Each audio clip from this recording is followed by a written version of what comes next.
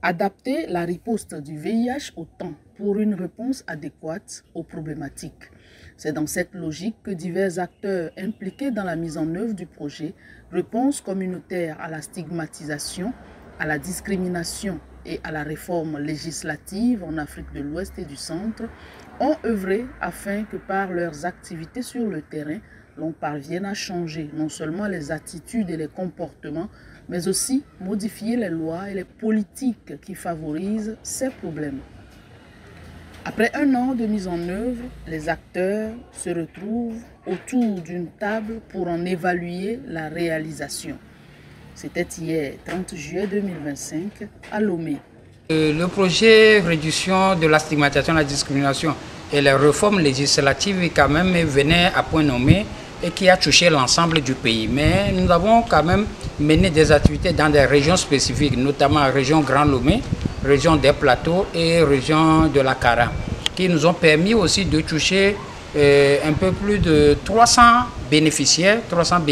notamment les prestataires de soins sur l'ensemble du pays. Nous avons également touché les pères éducateurs, également environ 100 pères éducateurs par rapport aux différentes activités. Et des formations sur la stratégie LAILO, Look In, Look Out, qui est une stratégie extrêmement novateur qui a permis aussi que les gens puissent comprendre un peu ce que nous vivons en tant que personnes vivant avec le VIH ou population clé.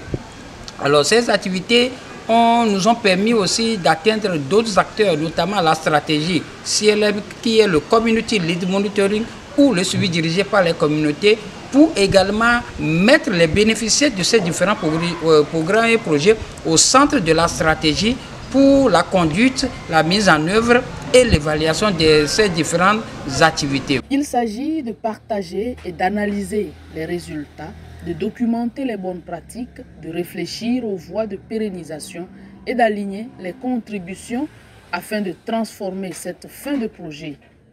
notamment la phase pilote du projet, en une étape stratégique qui offre une continuité pour l'avenir et la pérennisation des acquis.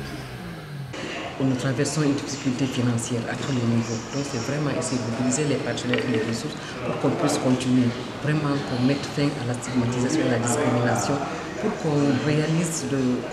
slogan qu'on a donné depuis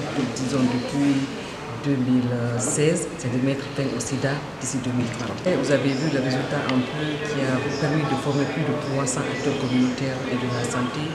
qui a permis de développer une boîte à images sur la stigmatisation et la discrimination. Donc ça, ce sont des éléments que les gens utilisent pour qu'on puisse un peu casser les barrières qui sont causées par la stigmatisation et la discrimination, afin que chacun puisse accéder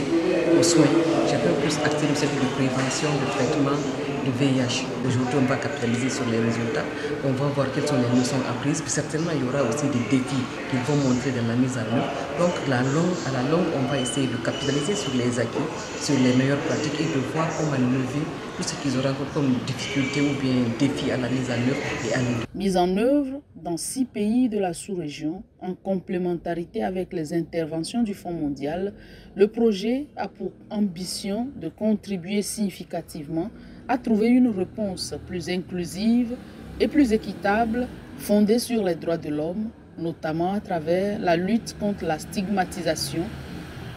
la discrimination, les inégalités du genre et les violences basées sur le genre.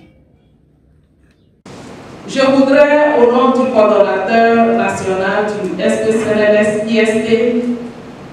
remercier particulièrement l'ONU-SIDA et tous les autres partenaires, en passant par Expertise France, Inter-Santé et autres, qui œuvrent à adapter la riposte